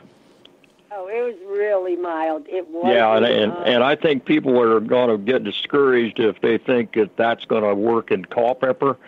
It ain't going. It'll be like my Deus. It'll be a chirp, and if if I hear a high chirp, I'm digging it. So with no discrimination, that's the way you have to run it. So I think when it gets into really tough soil and like Culpeper, they're going to have trouble with it. So, but I don't think where we're going this time is going to be that hot of soil. So we'll see. Well, Debbie's going to bring a couple of the equinoxes there anyway herself. Oh, I'm sure other people will have them too. So I have no doubt in my mind there'll be 20 or 30 of them there, and and it'll be interesting to see what they do exactly. But if they went back to Brandy Rock or Coles Hill, that's another one they're going to maybe in another couple weeks. I think maybe Barbara's going to that one. I think it's going to be a tough hunt there because it's been pounded to death. And if they find anything there, that second hunt in April will be mostly digging huts and looking for bottles. So, yeah, bring a big shovel. I hunted that up there last year, and right, and it had been hunted before that. Even I don't know how many times that they've hunted there. I've been to Coles Hill probably 4 times, maybe more. We even had Streak. I don't know if you know him or not. He and his wife got married there. I think 11/11, I think it was. I'm not sure. 11/11/14, or I forget what date it was now. Yeah, but they got married there at Coles Hill. And now Hansborough Ridge has all been turned over to the Civil War Trust. So all those huts at Hansborough Ridge, which is right beside Coles Hill, are now off limits. Yeah, that won't make a lot of people happy, I'll tell you. No, well, outside of there, and there's plenty of huts out in the Coles Hill area yet. He's got that property up for sale for $1 million, and I said, well, gee, I wonder if I could just buy an acre of it, because I know exactly where I want to buy that acre, and I know it's full of huts, and it's not in the woods. Wow. So they're still there. There's plenty of huts out in the open. But if you're going to run a GPX, I definitely highly recommend you run very slow and listen for those small beeps, because that's iron down in the ground for your ring or your barrel bands, and that's what you're looking for. Okay. And the thing is, there is Culpeper dirt and there is Culpeper dirt, and I know exactly. Yep. JGP, I've seen some of the videos, and I think he's further out from the center of Culpeper, but Coles Hill is hotter than crap. My AT Pro, I mean, you basically would hear like, barely anything. I'm like, okay, dig it, and it's a bullet. Yeah. You go to soil with that same machine that's not so hot, and you get a good ding, if it's shallow. But you're not going to dig anything deep with the AT Pro. A lot, even the MXT. A lot of people have those. The MXT used to be the machine to use there at Culpeper, but after the years and now with the GPX, you're digging bullets, 44 caliber pistol bullets at 2 feet. That takes a lot of your upper layer stuff away from an MXT. I see a guy coming on here with a White's V3i. You might as well leave that in the car. Don't even waste your gas bringing it across the country to hunt in Culpeper. It won't work, period. No, I took my CTX and you'd get an iron grunt, and I had, of course, I had a pulse machine. I just wanted to see what the CTX would do, and I did use it a little bit in the woods, and found a few bullets in the woods with it. But you get out there, you get out there in the field, and you might as well have a broomstick. Might as well have a couple of those sticks you find water with, a witching sticks. Actually, in the woods, the AT Pros will work, the V3i would work, and most of your VLF machines will work in the woods because they haven't been disturbed. That soil's never been disturbed. But a lot of those same woods and the properties we've been hunting, they went in and cut all the timber out and destroyed all that area. I mean, they went in there with bulldozers, taking out the stumps. So good luck finding. I mean, there's stuff there, but it's going to be tough. And then when they cut the trees, they took out the timber, but they left the tops. So then you got to walk around all that stuff. So it's a challenge. There's no doubt about it. But I tell you what, I would not go without a GPX. There's no way. I agree. A friend of mine from Montana, actually, John Hawkins, I don't know if you know him or not, goes by Frontier West. He told me years ago when he traveled like 2,000 miles to get there, and he said, Denny, why would I come this far with a machine that won't find anything? And you know what? It took me a TDI, an F-75, and an Infinium, and finally I went to the GPX, and I sold all the others. And that's just the way it is. When I travel 11 hours, and I'm not sure how far Barbara travels, but when I travel 11 hours, I want to be able to find something, and I don't want to go home empty-handed. Right. That's just the way I feel. Well, it's about 8 or 9 hours for us here in Kentucky, in Tennessee. And who am I speaking to here? This is Digging with 7 on YouTube. Okay, very good. Yeah. Loy. Yeah, Loy. Nobody knows me as Loy. Everybody knows me as 7. Well, I'm happy to be the one to introduce all of you guys. Yeah. Thank you.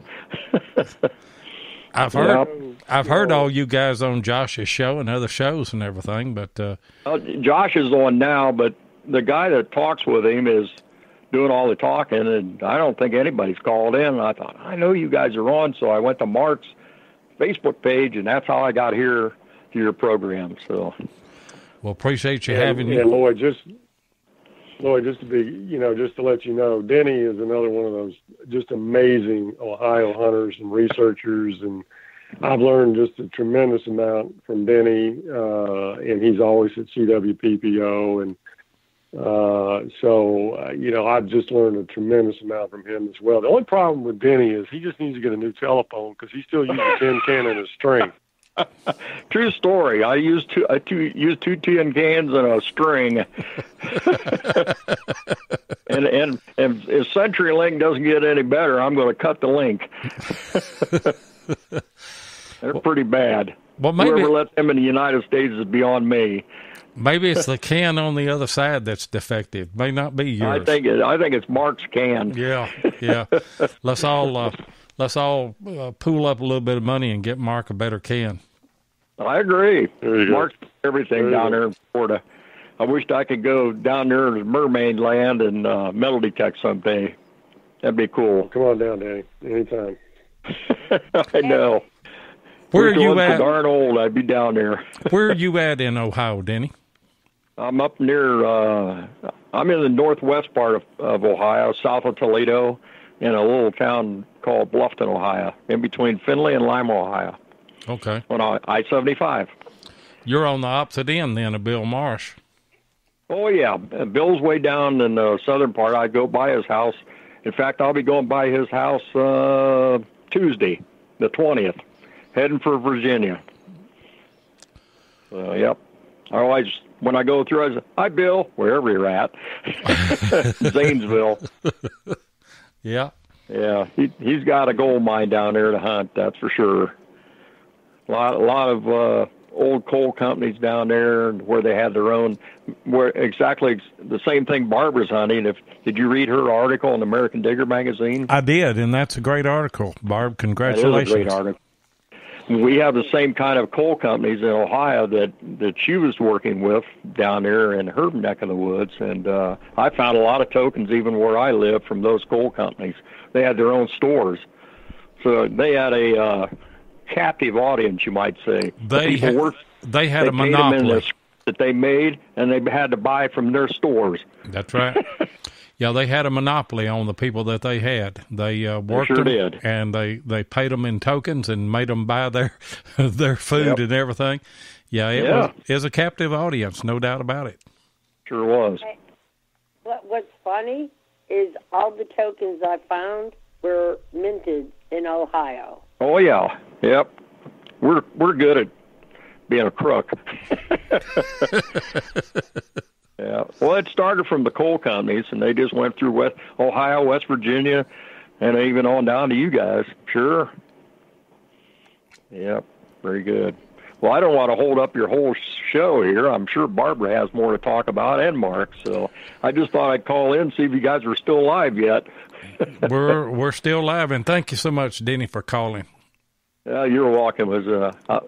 I'll have to listen in to another night for you. Well, don't be a stranger. Come back in. All right. Nice talking to you, Mark and Barbara. I'll see you in about 5 more or 6 more days, Barb. All right. All right. All right. Good talking with you, Denny. Yep. Good night. Thank you.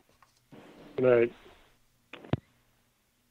Wow, you just bring everybody with you, don't you, Mark? Yeah, get my entourage. Yeah. Yeah, you know what? Go ahead. My best advice for Mark, and I think I told him this earlier, if you got a flat button, take it. If you got a 3-ringer, take it. You got a round ball, you got a Civil War button. I take all those things with me because Culpeper soil changes from place to place to place. And if I'm out there an hour and I don't hit anything, I'm digging me a big old hole, and I'm throwing one in, and then I'm swinging it. And I dig it up, and I throw the next item and tune my machine in, and then out I go. Well, and thanks for that advice. I think I'm going to just go low and slow and dig everything. We've got Josh on with us, too. We got the whole gang in here tonight. Cool. But if you're using a GPX for the first time, you don't understand the meaning of slow.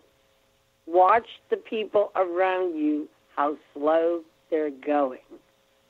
If you see your coil move, you're swinging too fast. Yep. Oh, okay, I got you. What's going on, Josh? Hey, guys, not a whole lot. I just figured I'd call in and say, for the record, Beyond Sight and Sound is not live when you guys are. We don't want to step on your toes or anything. No, I think hardcore metal detecting is on at the same time we are tonight. I think that's what he was talking about. Yeah, good possibility. I just thought, well, you guys are running right along there. Great show, great guests, and great calls. But I figured I'd chime in and say, hey, doing a great job with it. And really, really good guests on tonight. It's been very enjoyable hearing Bill and Mark and all the callers as well. So keep up the good work. Thank you so much. I owe a lot to Josh. Josh has helped me out so much trying to get everything up and going. And I think, we've had pretty good luck over the past few weeks. Finally got our Skype and everything worked out. And I give Josh all the credit for that to help me with what version of Skype that I needed. And well, I was a little leery in calling in. I didn't want to crash your show. I actually, it's good when people that run the show call in. It just shows the camaraderie in this hobby. You're absolutely right. And for the record, so that everybody knows, Scott Duncan is going to be gone March the 27th and April the 3rd, and I'm going to co-host History Seekers those 2 nights, which is a Tuesday night at 8 o'clock Eastern. So I may have made the big time if I get on History Seekers. I've been on Josh's show. Very nice. Very good. It'll definitely be interesting to hear. Yeah, I'm ruined for life. History Seekers is Tuesdays at 9 o'clock Eastern Time, 8 o'clock Central Time. Oh, okay. Yeah, because they're Central Time with me. Okay. That's right. Yeah, and I mod their chat, so I know what time. Yeah. You're all right. It's 8 o'clock Central and 9 o'clock Eastern. So come listen to me and Heath then on the 27th and the 3rd. It ought to be fun. That'll be great. Hey, Seven, before we end up the show, I see Bill Marsh is back in the chat. I was going to say, if you don't mind, if we drop our links for our Facebook pages into the chat. I want you Bill is Ohio Relic Hunter. He's got a great site up there in Ohio, and I'm sure he'll drop a link into the chat as well so you can join his page. I started a page about a year and a half ago called Adventures in History, and it's not really what I would call a metal detecting page per se, although we got a lot of metal detectors on there. It's for anybody who likes adventure, exploring, treasure hunting, history. I really like it when people post anecdotal stories about some of their adventures and some of the history of our country. And we've got some really well-known treasure hunters that are on there now posting some great stories. And I'm going to drop the link in now on the page. So anybody that's not already on the page, you're welcome to join my page as well, or our group. We'd love to have you. Thanks for letting me post that up there. I appreciate it. Yeah, I wanted to get into talking a little bit about adventures in history, but we're coming up on 2 hours on this show. This is our longest show. There's no doubt about it. And probably more participation than any show that we've had. I wanted to talk about the different detectors that you had and all of that, but we're just out of time now, I tell you. One last question. We'll have to do it again sometime. We will. Last question. Go ahead. Somebody posted in the chat earlier, Mark, why did you get your wife a Tesoro? Yeah, be glad to answer that question. So I briefly owned a Tesoro for about 5 minutes, and I bought it. Somebody put it up on a used metal detector website, and one of my friends wanted it for her grandson. So I turned around and sold it to her. But what impressed me about it was, first of all, it was incredibly light. And my wife, Gail, used it picked it up and tried it and said, well, if I had a metal detector, this is the one I'd want because it's so light and all you have to do is turn it on and go. And it kind of caught my attention. So I looked at them. I actually called out the Tesoro. I talked to the service manager and got her the Tesoro Mojave because it does have a little bit of discrimination. It does have reasonable depth, very easy to use, extremely light, and she likes using it. So that's why I got it for her. Thank you. Those are all important things. Hey, Barb, thanks for calling in tonight. Good luck at DIV, too. Thank you, and I'm sorry you're not coming. I really wanted to metal detect with you, but I'll think of you when I find something great. We'll meet. Believe me. Yeah, and I hope to hook up with all your crew and put it in my next YouTube video, so we'll have a big sign that says, "We miss you." Okay, that sounds good then. All right, night. Night. Thanks for the call. Mark, this has been a blast. I knew that you and Bill would be great guests. I knew that you would bring a lot of support, and I was not disappointed at all. My chat locked up a long time ago. I didn't get didn't get any of all this for the last hour anyway. It locked up a long time ago. But I certainly do appreciate you being such a good guest, and for Bill Marsh being such a good guest. Y'all are just two old pros now in my book. Devin, it's been an absolute pleasure. Thank you so much for inviting me on. I'm delighted to be able to represent the hobby, to represent our club, to represent our family. So thanks for having me on. I really appreciate it. And, the only thing I could say is look forward to hunting with you and hunting with Jeff at some time in the future, whether it's at an event or, in Kentucky or down here in Florida. I just can't wait to be able to do that with you and with Jeff at some time. Well, it's the same here. And if you ever get a chance to come up our way, give me a heads up a couple of days ahead of time.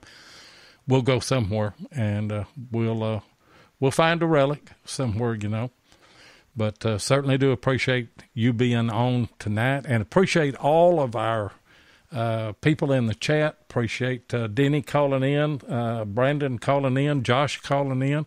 It's just been a great show all the way around. And I can't tell you too much, but we have a very, very, very special show next Thursday night at 8 o'clock Eastern. And I'm not going to tell you any more than that, but you be sure. I don't care where you're at. You tune in for at least the first of it, and I believe you'll stay. But appreciate everybody being in. Missed Tennessee Jeff tonight, but as I told you, he's out of pocket, and he will be back on live next Thursday night. He'll be in Virginia, but he'll be live. But appreciate everybody, and Mark, if you'll just hang on for just a minute, I'll close the show out, and I'll talk to you for just a little bit, okay? Very good. Thank you. Thank you, everyone. I'm going to go ahead and close the show out. Certainly do appreciate it. And if you love listening to metal detecting shows, go to Beyond Sight and Sound with Josh Kimmel. He's on Sundays and Wednesdays. Go to American Digger Relic Roundup on Monday at 8 o'clock Eastern. All Metal Mode is also on Monday night at 8 o'clock. History Seekers is on at 8 p.m. And as I told you, I will be co-host with Heath March the 27th and April the 3rd. And then also Hardcore Metal Detecting is on Thursday nights and Saturday nights at 8 p.m. And we appreciate all of our live listeners in the United States and Canada, and all of you that will pick up the archive in the other countries.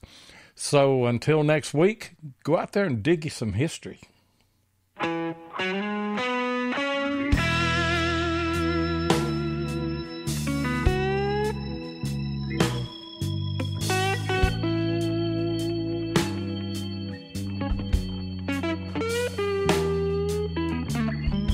Thank you so much for joining us tonight on Relics Radio. We really do appreciate it. Be sure and join us live each Thursday night at 7 o'clock Central Time, 8 o'clock Eastern here on Spreaker. Or you can catch the archive show at Relics Radio on Spreaker, iHeartRadio, or iTunes. Please take a minute and hit the like button, and be sure and follow us so that you'll get notifications of all of our upcoming broadcasts. You can also find us on YouTube at Digging with Seven or Tennessee Jeff, or you can check us out on our Relics Radio Facebook page. If you'd like to get in touch with us, then send an email to diggingwith7@gmail.com. We'd love to hear from you. We hope you'll join us next Thursday night, and until then, get out there and dig some history.